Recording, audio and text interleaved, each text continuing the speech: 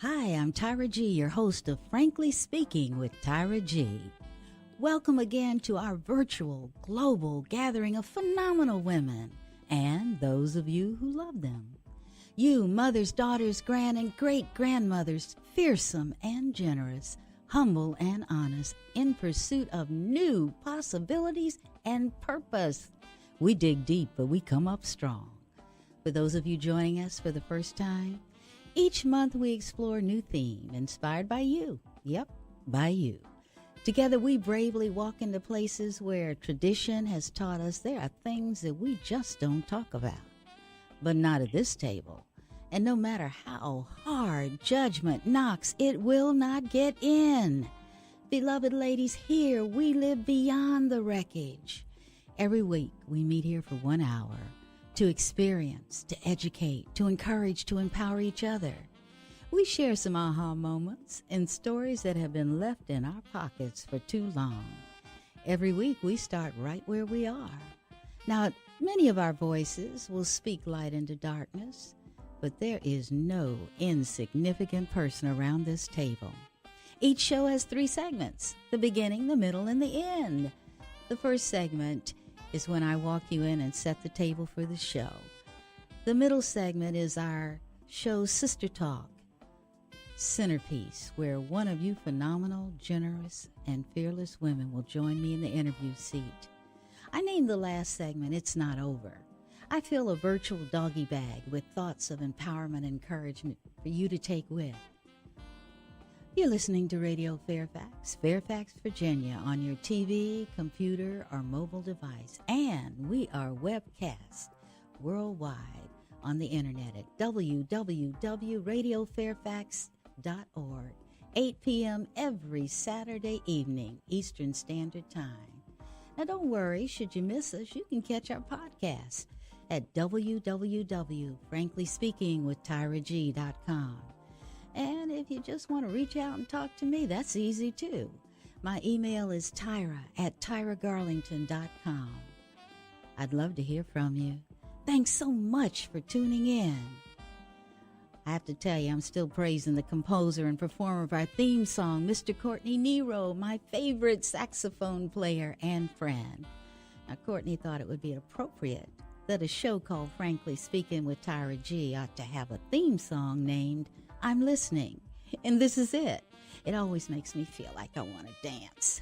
But thank you, Courtney. The last 2 months, we've been getting to know one another with our theme, This Is Us. We have shared successes and struggles. We've laughed and we've cried. We've dug deep and we've come up strong. But now we turn to our sustainability, inside and out. How do we keep on keeping on? And this month, we're introducing a new, exciting, and timely topic. It crosses generations and cultures. The issue of women's health is dynamic and diverse and interdependent. We're going to discuss health through the lens, many lenses actually, to include physical, emotional, spiritual, mental, and financial. After a break, we'll begin our journey. We will ask our weekly question, what if? Followed by an inventory to design to help you discover information about yourself that the mirror won't tell you. Do you know when you look in the mirror, there are things that it will not tell you? The mirror cannot see your soul. It cannot see what drives you, what holds you back. It doesn't know and can't talk about your attitudes and your attributes. It can't really reflect your character.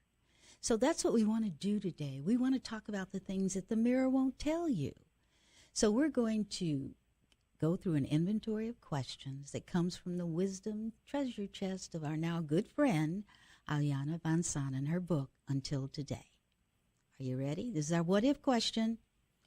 What if you knew your life would work out for you when you realize every decision you make is based on everything that's happened in your life? Think about that now. We're thinking about a decision journey based on everything that's happened in your life. Now, that's really big. Here's some questions I want you to pay attention to. You can even check them off in your mind when you find out there's something that you're not doing. Are you paying attention? Are you aware of what you do? Are you paying attention to the results you get?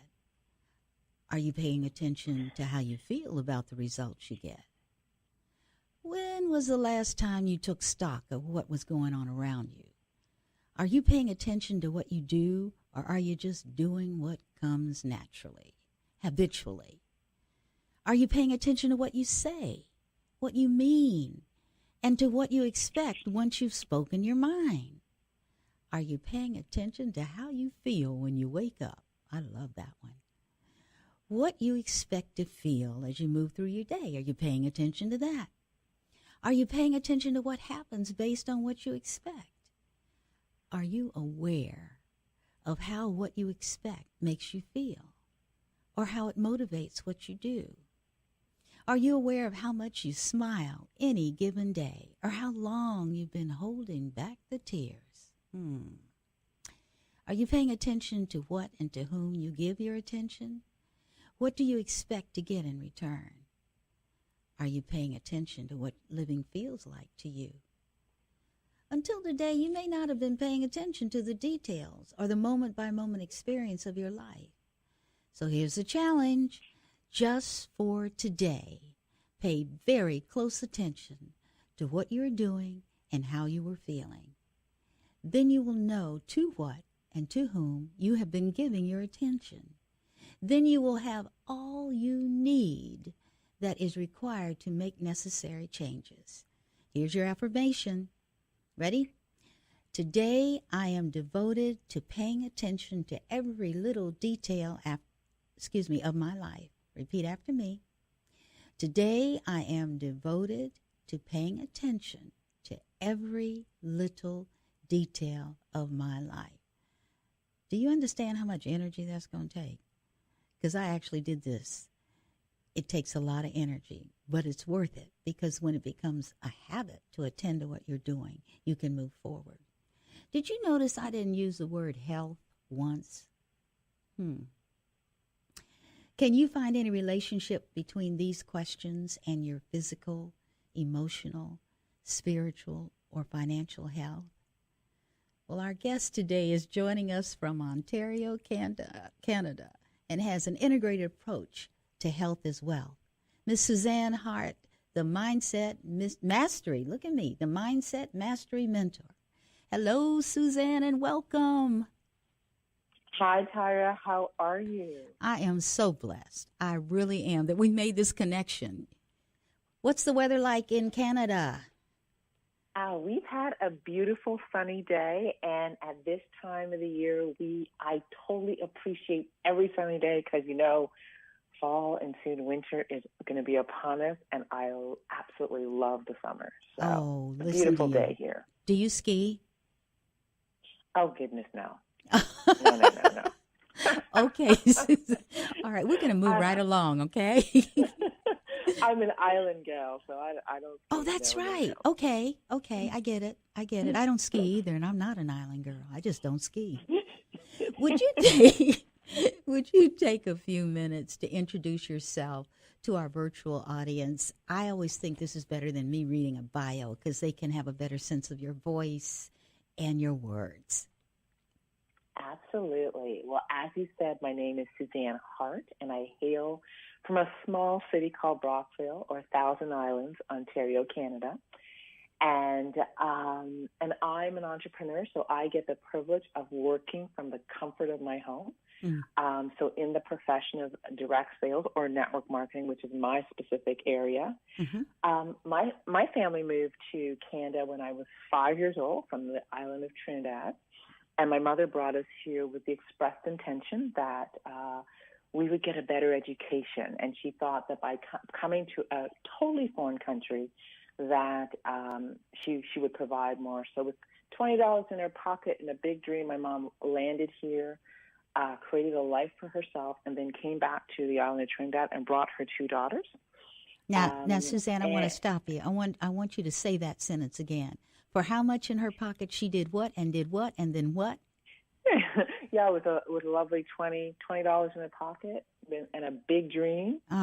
She arrived in Canada, as part of a dance troupe, and she was supposed to be there for a short period of time, decided to make it this is where she was going to start her new life. Uh-huh. And a year and a half later, returned to the island of Trinidad to pick up her two girls and bring us to Canada, where we were to start a new life. That is amazing. It is. One of the things that you asked me, who is my hero? My mother is probably my number one hero because I admire her courage, her vision, and her willingness to just risk, right? And I've watched her do it throughout my life, and I really think that as a result, my responsibility is to create a bigger, bolder life than where she left off. That's amazing. And she's been an exemplary role model for what's possible, and demonstrating to me that no matter what's going on in your life, if you hold a vision in your forefront, anything is possible. Absolutely. So true. So her vision was for her two daughters to get a higher education. So my sister and I, of course, did high school here. We went on to college, and in Canada, we also have university. So I have 7 years of post-secondary education. Background is family, individual, and group counseling. I'm a crisis counselor by training. So worked in what in the U.S. you would call child welfare and child protection services when I started my career. And then went on into women's services and managed a women's shelter, a women's drop-in, and thoroughly loved what I did. I loved, being able to help people shift and change and take charge of their life. But at some point during my profession, one was I got tired, and two, I was looking for something different, and that's how I ended up in direct sales and network marketing. And as I got into network marketing, got into the whole aspect of business and entrepreneurship, and got totally engaged in the possibility of creating things for myself, creating products and services, and really just learning what I could do with my own intellectual property, my own ideas, and bringing that to the world. So still doing network marketing in the area of health and wellness. And then also, just taking my background in social services and putting the two together. And so my focus has really been this interplay between health and wealth, and health and an abundance life, and health and great relationships, and really looking at how our physical fitness impacts our mental fitness, which impacts our ability to lead a life that we design. I truly believe that there are habits that are cultivated as we take care of our nutrition, our exercise, and our overall physical well-being, which impacts our emotional well-being, which impacts our emotional and mental mastery, which then in turn impacts our results in all sorts of different areas of our life. So, do you know what you just, I'm sitting here and I'm just amazed. My mouth is hanging open. I'm glad this isn't TV. Because no, I'm serious, because when I started with my what if question, and your decisions are based on everything that's happened in your life, and you just took us through a journey of your evolution or your transformation. I think it's a better word, transformation. But when you said, I went from helping others, and you kind of made yourself a product, but the processes were still the same. Your gifts that you gave when in child protection and with the women, you're still giving those gifts. Absolutely, in just in a very different way. Taking those skills and using them in a very different way. And we talk about the many ways that we can reinvent ourselves. But the beauty is, no matter where we are, we have skills and experiences that are transferable. And often it's just looking at how can I transfer these skills into a new area and still win. Right? And still win. Yes. Of course. My mother tells me that we start our life so many times during this whole journey called life, right? And never be afraid to start over, and never be afraid to start a new chapter, because every chapter builds on the lessons, experience, and growth of the past chapter, right? So I'm in a new chapter, a new season. And you know what? I'm glad you wrote a book because I've written a whole page of notes, okay? And so, like, never be afraid to start over. I think I'm going to add that to my doggy bag of encouragement that I do at the end of the show. I love that. And I just interrupted you again. Please forgive me. Go ahead. Oh, no, absolutely. I totally agree. I love the doggy bag, and I think there's so many lessons and little jewels that we pick up along our way that, when shared, can totally, they totally expand our own lives, but they touch so many other people. And you know, one of the interesting things is I think most people underestimate the power of their lessons, the power of their intellect, the power of their unique view on the world, and how that view is yours, and you're the only one that can bring that to the world, the marketplace, and share it. And there's power in that, right? You know, Suzan, what you just said, I heard someone talking, and I made a note. You know, when you're a writer, you got Post-its all over your house, right? And someone said, you should never expect your success to be a clone of what someone else is doing. And you were just talking about your own gifts. You've got to learn how to develop those and trust those to go forward. And that's so significant because I see people trying to copy Oprah, trying to copy, well, anyway, let's go forward. But it's true. It's true. And you know, Oprah's business model is duplicatable in that she has a talk show. Yes. And she's on TV and all those things. That model is very duplicatable. But Oprah's not. Exactly. Right? And I think that's what we want to understand, is there's so many business models that we can step into. But what makes you win is what's special and unique about you. And I think oftentimes we don't trust that, or we don't look for it. And I think that's the word, look for it, yes, because many of us don't have a clue. Absolutely. I believe it's to trust that every single one of us has a unique gift. And, you know, when I talk, I always say the world is waiting. The world is waiting for you. The world is waiting for your unique gift, because only you or I can bring my own message. So they're waiting. For those of you listening, I heard Suzan on a very large stage at an international conference some months ago. And I made up in my mind, as I often do, I want to resonate with her in reality rather than sitting in this chair. So I approached her at one point because she told a story. Now, Suzan, you know this is an intergenerational show as well as a multicultural show.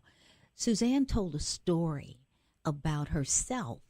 And I guess, I won't say it's the beginning of your journey, but there was a pivotal point when she was in high school. Was it high school when you were running track? When you met your coach? It was. Yes. Would you mind sharing that story? Because I think any young person deserves to hear this. Absolutely. So, you know, I'm a natural athlete, and track and field was one of the areas that I excelled in. And so first or second year in high school, and a group of us are at a track meet, and not knowing that there's an actual scout there. And he's looking for some new runners, and he approaches myself and three other girls from my high school, and he asked this curious question. He asked us if we were interested in becoming exceptional runners. And you know, I'm like 13 years old. Of course I do. But then he asked the question again. He goes, no, are you ready to become the best of the best? And we're looking at him wide-eyed like, yes. But what struck me was he asked the question again, are you ready to become like top elite athletes and runners? And we're like excited, and I'm thinking, well, of course. And then he said something that has always stayed with me. He said, if you want to become an elite athlete, the best of the best, you have to begin to think like them, embody their habits, do what they do, and I'm going to treat you like that type of athlete. So we began to run with him, and he treated us like elite athletes. And I remember him really telling us what we were and were not allowed to eat. You know, so McDonald's was out, and I was 13, not a happy girl. You know, fast food was out. But he taught us that we had to fuel our bodies. Mm-hmm. And then I remember that he would make us get up and run in the morning. So my mother would wake me up for my morning run. Mm-hmm. Did not like that at all. Long distance was not my thing, but I would go running. And then we'd have practice later on in the afternoon in the summer. And if it was winter, I'd go to practice after my basketball practice, if you could imagine. I can't. And he would continue to do these things, but a few things stuck with me. I remember getting to practice one day, and he drove us to the bottom of this mountain, it appeared, and he said we were going to run this mountain for practice. And we all looked at him like he literally had two heads, and we were thinking, there's no way we're going to be able to do this. But he said, okay, let's go. And we took off running. And, in like pushing through, giving it everything we've got, we got up at the top of this mountain, and we were excited and exhausted, but we did it. And then another practice, he took us to this cow field, and he told us that we were going to run through we were going to do our drills in this field because it would have us get our knees up, and it would extend our stride. And again, we looked at him like, this man I don't even understand. And so, but we did that. Mm-hmm. And then he would have us do weights. And then one day we got to the practice. It was one of those scorching hot days. And we thought, there's no way he's going to have us practice. Mm-hmm. And he hosed down the track and told us to get into our blocks. We were going to practice starts that day. I was like, are you kidding me? And he drilled us and drilled us. And a lot of our practices were not actually on the track. And we were training for track and field. Mm-hmm. What was interesting was the next season when he put us back on the track, our speed, technique, and skills had increased so much. But I remember our first race, while the other teams were passing the baton on the third corner, on the corner, we were already crossing the finish line. That is how much faster we had become. And 4 little girls from a little town in the middle of nowhere, from one small high school, that year became the 4x1 indoor Canadian record holders. Oh, my goodness. And I tell you, and what's beautiful about that story, and you talk about role models. Mm-hmm. This is a role model, but what's beautiful about that story is that I thought he was developing an athlete. I thought he was developing great runners. Mm-hmm. He was developing successful people.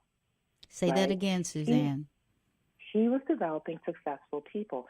He was actually teaching us the habits, behaviors, and attitudes of people that were highly successful. So I tell people, someone who's successful has a high level of integrity. They do what they say they're going to do, even in the face of challenges. And that's what he taught us. He taught us that, when you hit a wall, you've got to be resilient. And so he taught us how to be resilient. When you're running up that mountain, I remember thinking, I have nothing left in me.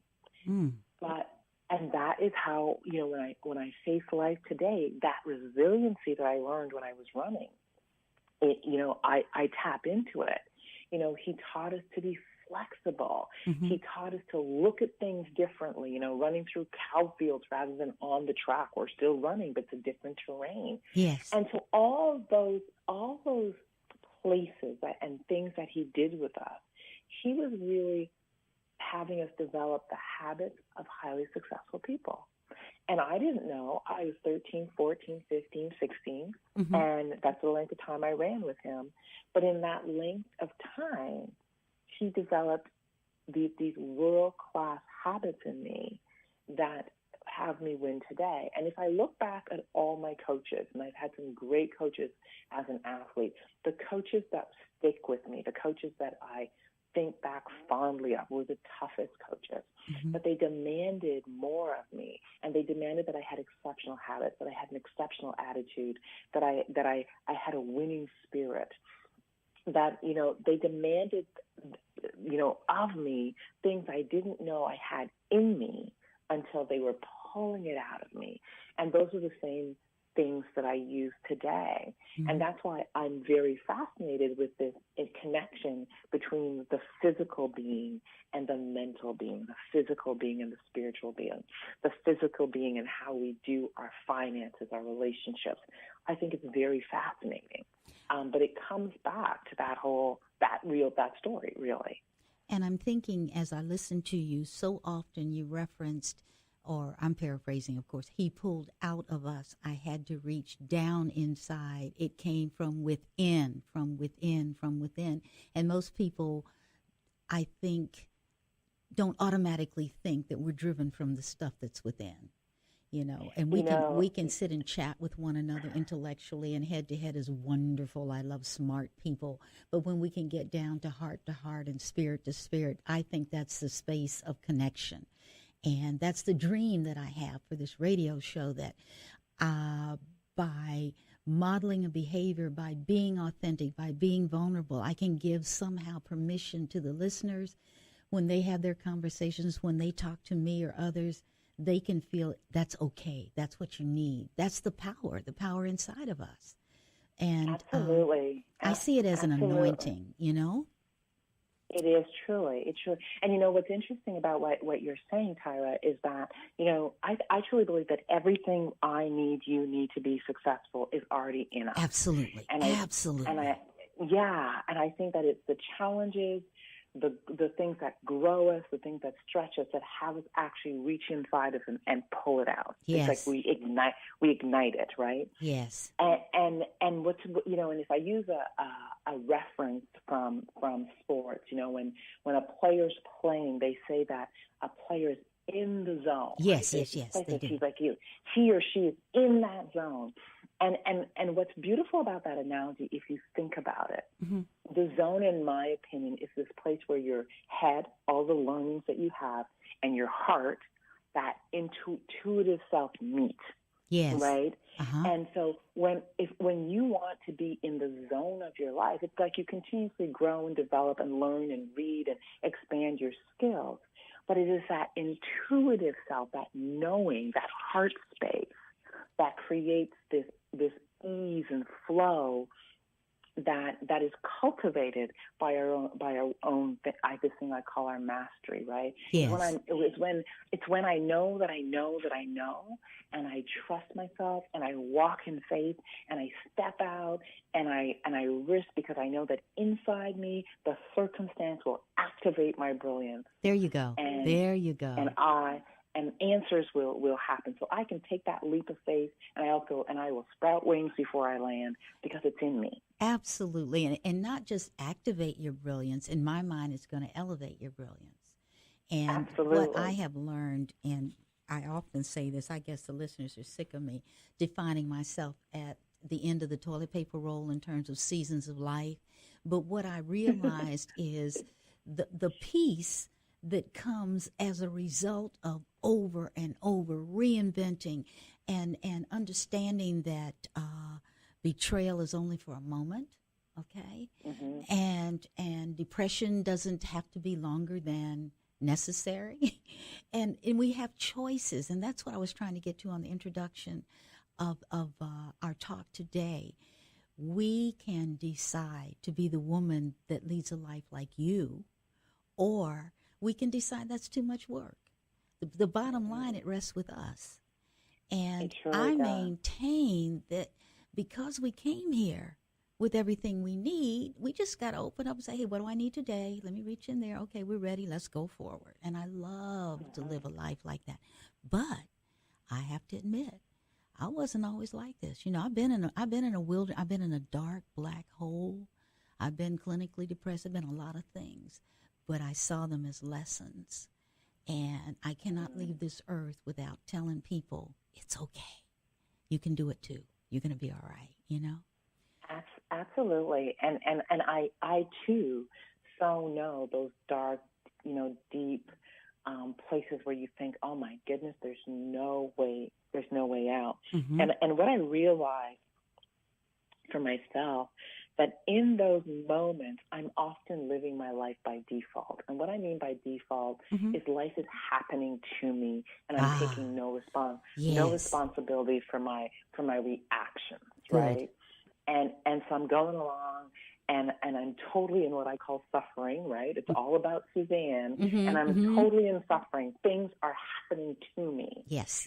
Realizing that if I were to be to take some responsibility and to be a cause and make choices and take Mm-hmm. responsibility for my choices, things now begin to happen through me. And there's a big Yes. difference. Yes, there And is.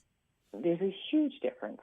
So really, I always talk about living your life by default or living your life by your design. Mm-hmm. And I think we are all here to design our life. If you think of someone who has faith or looks for those small miracles, and I always remind myself that no matter what you're looking through, if you're thinking from a biblical perspective, every time before a miracle happens, there's action required before, Yes. right? There's a participation, there's an activeness. Mm-hmm. And so for me, they say that luck is when opportunity meets preparation, Yes. right? Yes. And so the miracles when opportunity meets preparation in my mind. In other words, I am actively working on myself Mm-hmm. so that I become the person that can see and receive the miracle, the opportunity when it falls into my lap.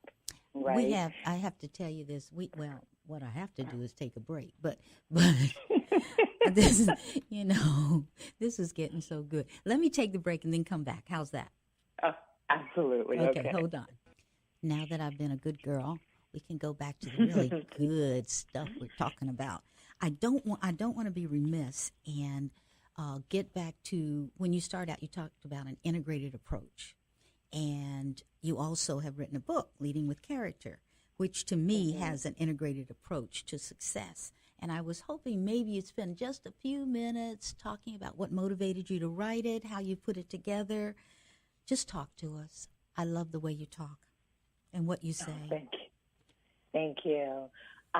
So Leading with Character is truly written out of my own journey from life being totally upside down to having a deep desire to be the person who could flip her life back right side up, but Okay. also to be an example, right?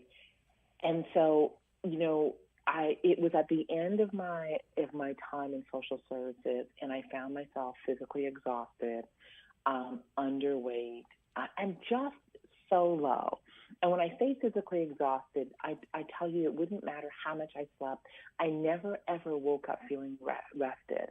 And I remember being at work one day and having to climb a flight of stairs, 4 stairs to be exact, and not having the energy to move my body up 4 flights of stairs, being the manager and responsible for about 30 crisis workers, and feeling like I was in crisis. And really, I will say to you that, if you looked at me the wrong way, I wasn't sure if I'd yell or cry. That's how emotionally spent I was. Mm. At home, I'm in a marriage that's falling apart. We are $50,000 upside down in credit card debt. Mm. 3 boys, all at the beginning of high school, middle of high school, end of high school, and all I could think is college and cost. We are juggling credit cards, and I would go to bed and just suffer in silence. I would go to bed and cry. I would go to bed totally wound up and stressed, and really just like, how could this be my life? And I remember feeling both angry, Mm-hmm. ashamed, frustrated, because in my mind, I thought I'd done it right. I have 7 years of post-secondary education. I did what my mom asked. I came here, got my education, went to work in my field, climbed the proverbial corporate ladder, was at the top of my game, theoretically had a great job, and I was still financially upside down. Uh-huh. And it was my secret, because it was my secret shame, because I was thinking as I looked out onto the world, everybody else was doing better than me. which wasn't true, but that was my perspective at the time, because when you don't share your circumstances, you don't actually know what's really going on, right? And so, I got a call from a friend who introduced me to network marketing, and my life began to change. But what was really interesting was, as my life began to change, I had to take a real inventory of where I was. And although I had what you would call good habits, I didn't have the level of habits and personal mastery that would have me create the success I want, or have me be a leader or someone that would inspire people to follow them. And the sobering thing was, I had been managing teams and thought for sure I have great leadership skills. Right. But what I recognized was I had some great leadership skills, but I actually had really good management skills. And big difference. Yes, so big difference. Management is telling people what to do. And them doing it, and often them doing it because we have this thing that's called leverage, which is called a paycheck, which is attached to behaviors, and people have this fear that if they don't do what they're asked, they'll lose their check. So yes, oftentimes if you're nice and you're creative, you can move people along. But the question became, are they truly moving because they're inspired by you, or are they moving because you have leverage, power of title, power of position, all those wonderful things? But when I got into network marketing and direct sales, I don't have that power. I don't have a title. I have a dream. I have a vision. And so success depended on me being able to model for people and inspire them to follow me and become that leader that ignites people and can cast a vision and have them want to be and become something different and actually model what I was doing. And that was my realization, that although I had good habits and I had good skills, I didn't have great habits. So I was very confronted by who I was in the world, and really aware that I had given away a lot of my responsibility that would actually allow me to, one, find my brilliance, step into it, and create the success I truly believed I deserved. So the book is really about me, one, embodying the habits that would have me win, but two, also, and just being really candid, was really beginning to get past my own conversation about race, about being a woman, and all those issues that have us sometimes feel marginalized, right? Yes. And when we feel marginalized, we often feel that we have less access than other people.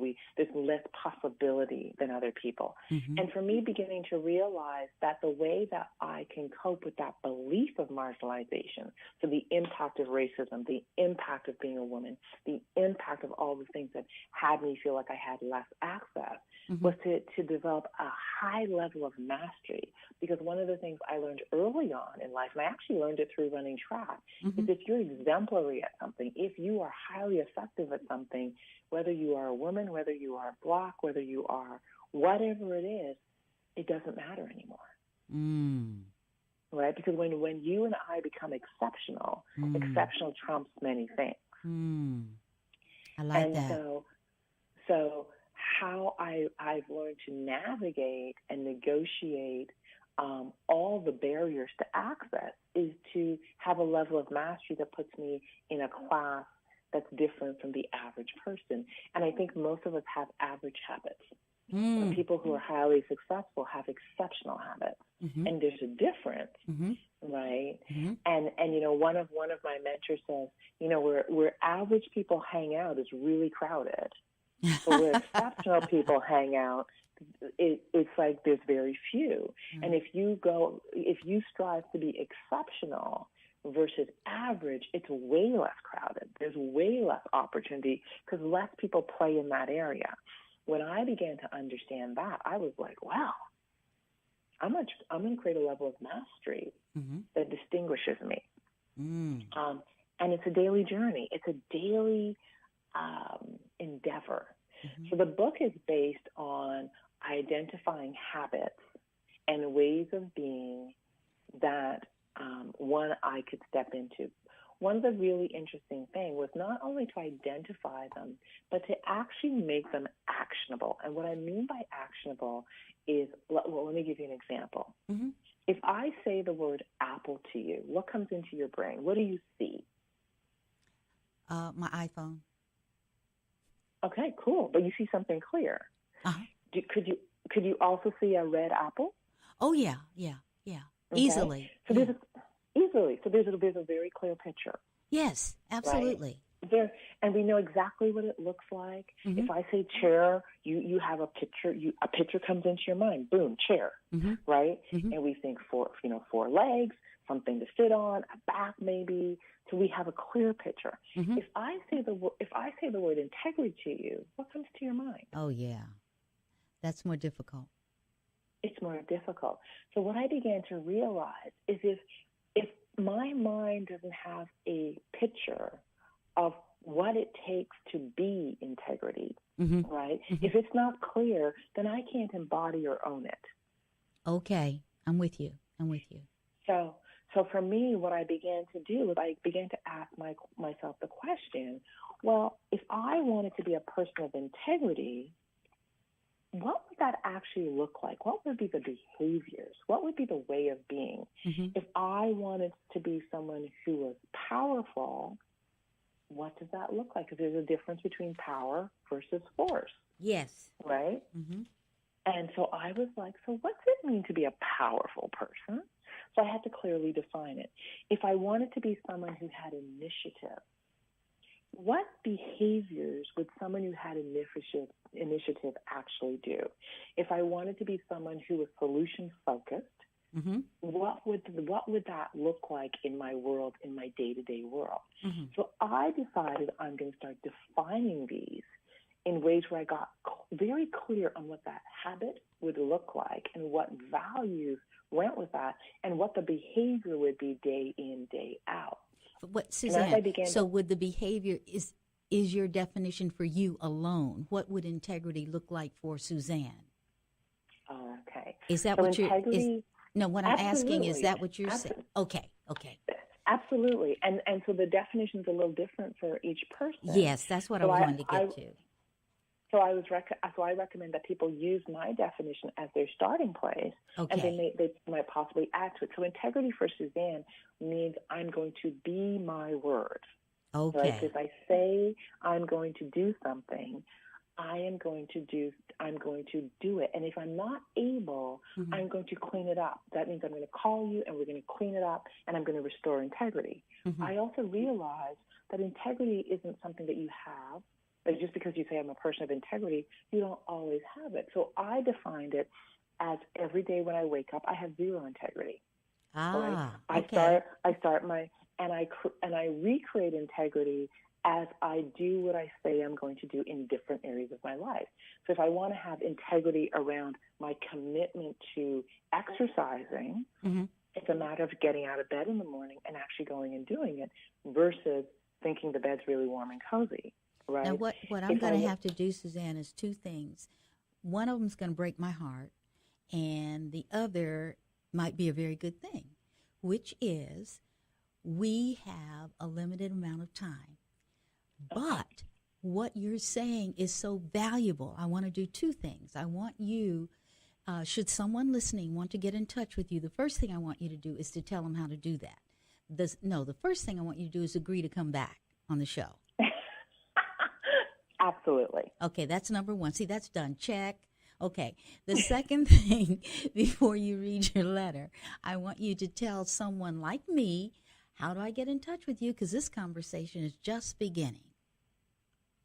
Absolutely. So you can email me at Suzan mm-hmm. at SuzanHart.com, and it's SUZANHART.com. So Suzan at SuzanHart.com. And my website is SuzanHart.com as well. I know. So pretty simple. And it's pretty exciting to explore. Okay, now I have some other loose questions.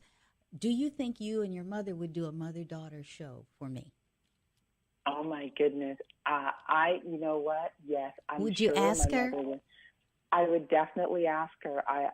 Yeah, Okay. that would be very entertaining. Well, and not only that, I'm addicted to talk radio, storytelling, and that kind of thing, and I love StoryCorps, where these conversations occur, and I'm just a bystander. So, okay, that's two promises. Now, the third thing we have to do, every guest is required to read a letter to herself, and I want you to do that now. I don't want to leave the show without completing the things we started out with, okay? Okay. Would you do that for me? I can absolutely do that for you. Okay, we're ready. So letter to my younger self. Dear Suzanne, I want you to know you are loved, cherished, and truly blessed. I want you to know that you are perfect exactly the way you are. For you were created in God's image. Always care for yourself physically, emotionally, and spiritually. Because to take care of your temple is the highest expression of self-love, self-respect, and self-care. As you love and honor yourself, you will model how you expect others to treat you. Always remember you are wonderful, magnificent, and that you have greatness inside you, a greatness you do not yet know. Everything you need to have an extraordinary life already lives within you. You see, every challenge you will face, and every time you find the courage to grow, you'll find another level of your brilliance. This is God's way of preparing you for a wonderful and abundant life. It is how you become the type of person who experiences all the wonders that life has to offer. Surrender. Live as if life is your personal adventure.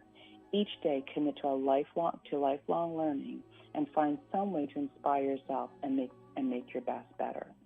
God will never gift you an idea you do not have the ability to fulfill. Say yes to all opportunities that come your way.